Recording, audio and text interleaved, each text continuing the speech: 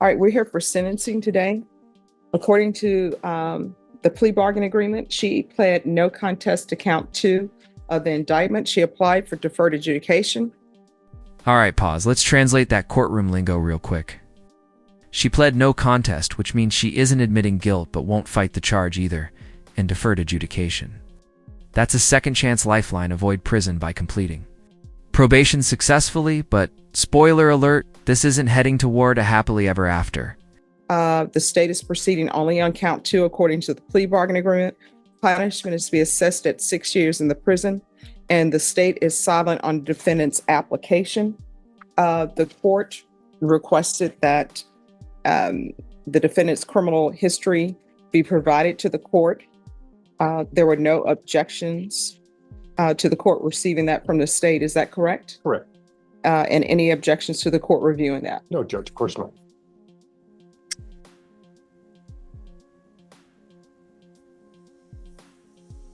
Right. Thank you, state. All right, the state is silent. Is there anything you wish to say on behalf of your client? Judge, of course, Ms. Torres is hoping you'll grant her application for deferred.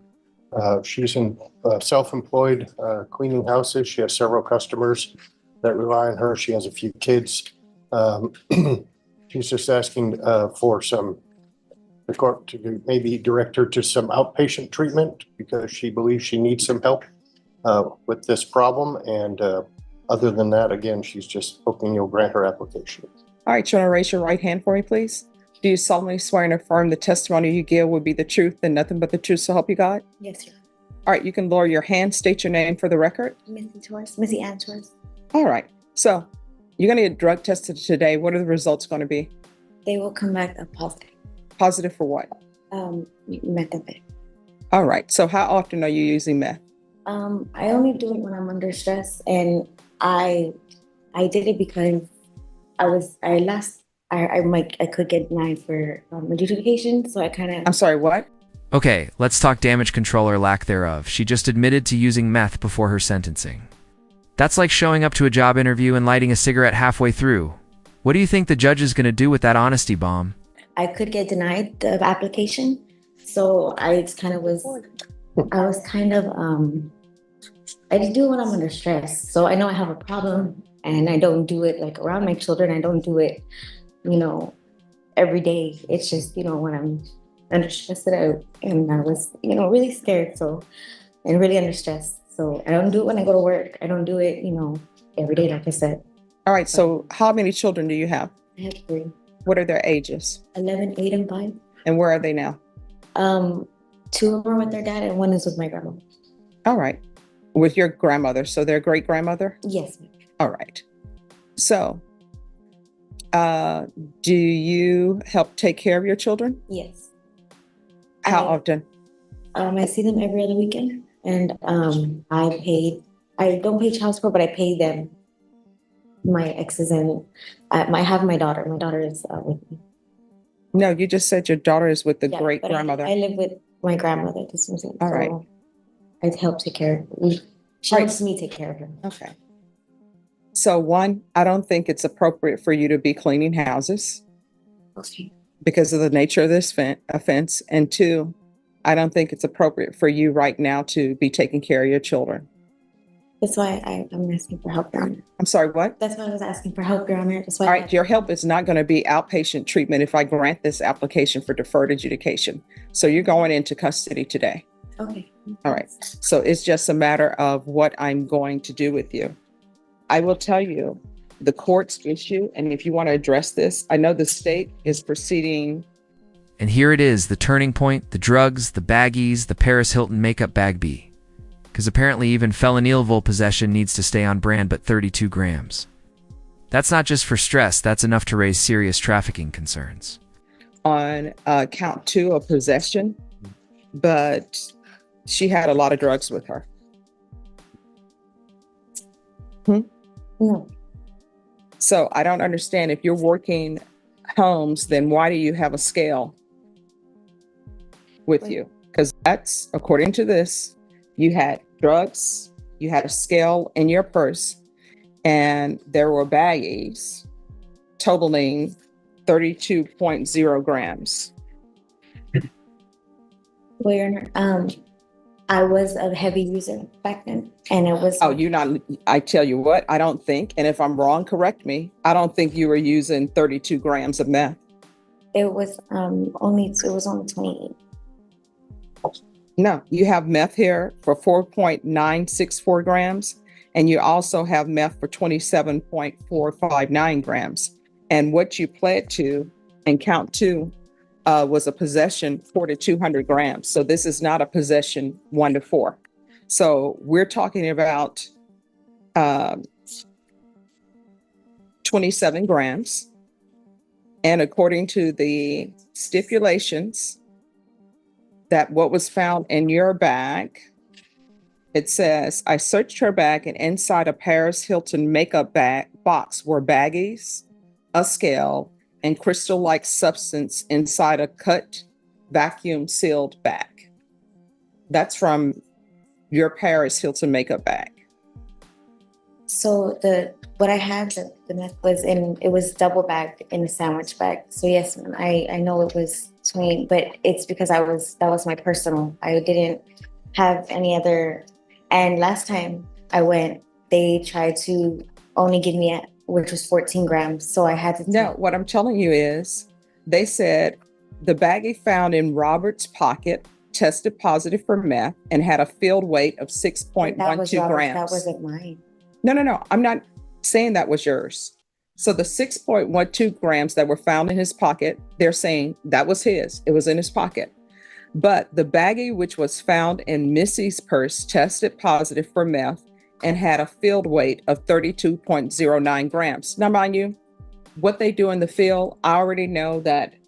This is where things get wild. She pulls out her personal scale, not for business, she claims, just to make sure she wasn't being shortchanged. Folks, when your drug habit has a built-in quality control system, the court starts side-eyeing that just a user defense real fast.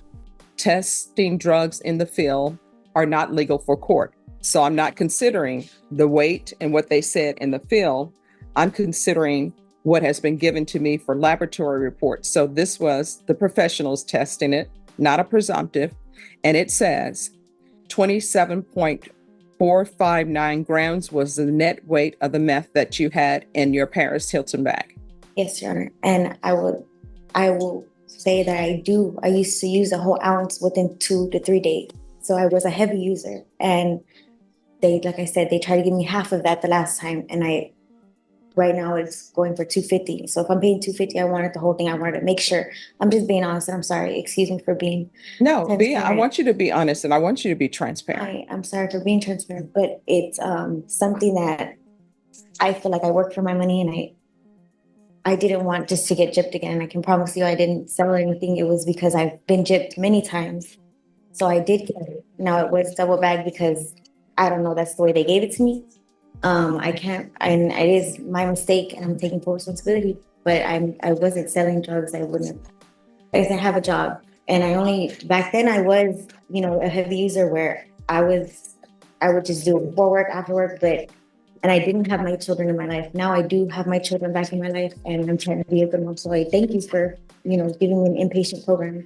Well, no. I'm not saying I'm going to give you inpatient. No, what I'm saying is that you're not walking out of this courtroom today. Either you're going to be going to prison, or either you're going to be going to inpatient treatment. So it's very important that you be 100% honest with me, because I'm telling you, the state proceeded on a possession, but the amount of drugs you had and the way they were packaged, that's concerning for the court. So you're saying that you just bought a bunch of meth and you were saving it up for use? So I would use within 2 to 3 days. That was all my personal. Like I said, they tried to sell me half of that one time, and I went back to the same person, but I said, I'm going to weigh it myself to make sure I'm getting the right amount, because it's just, I'm an addict. I'm sorry, I am. And we're not. So you travel with your own scale? Well, at the time I did, because like I said, I've been gypped, and it's, when you're an addict, that's all you think of, just how to get, make sure you're getting what you need. And honestly, I can see where I made my mistake, but I'm being honest with you. It was my skeleton measure. So my personal, that's it.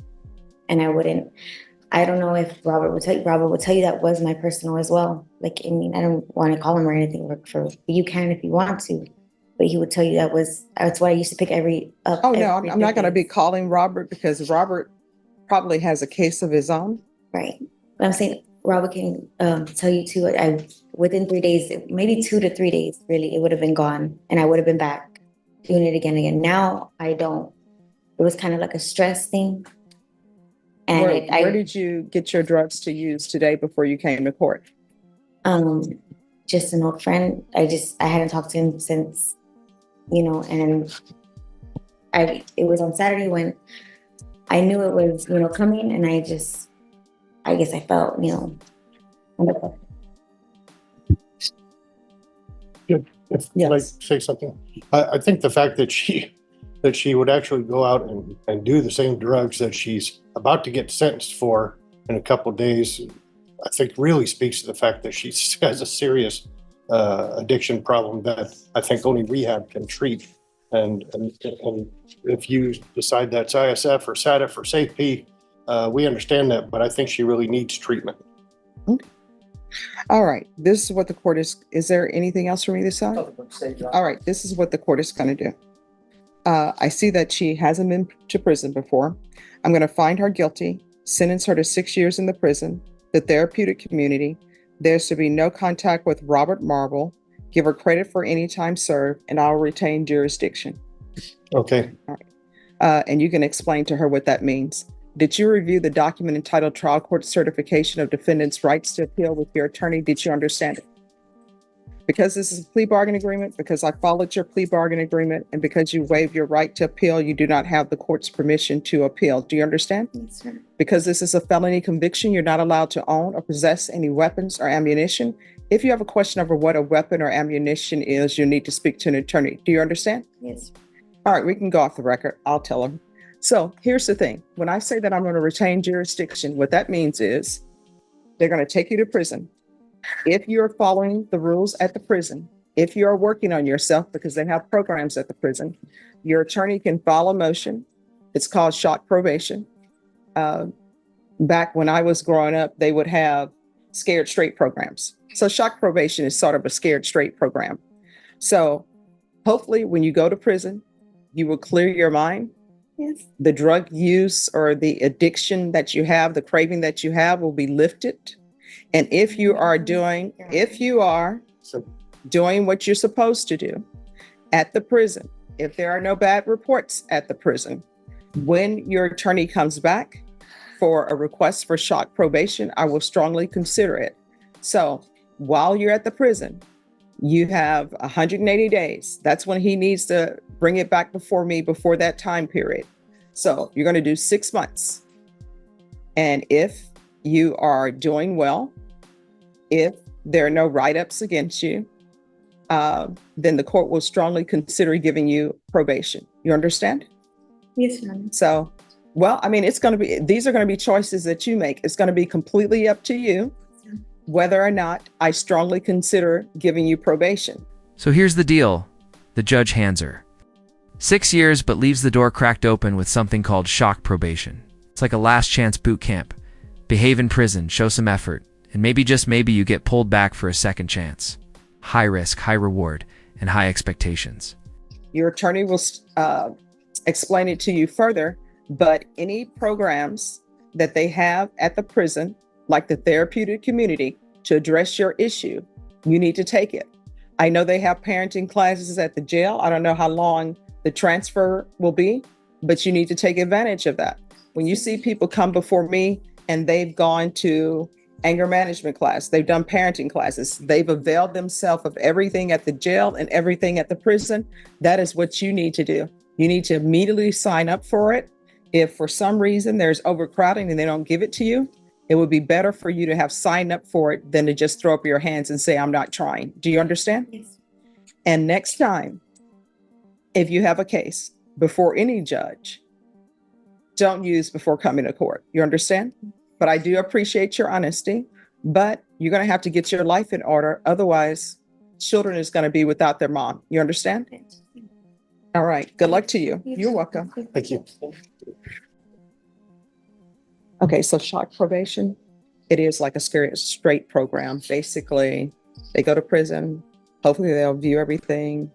They won't want to go back. They'll get a clear head about everything. But if she does everything, more likely than not, I'm going to grant her a motion for shock probation, and I'll have her probably see if felony drug court will take her, or if Esperanza will take her some inpatient treatment. Okay.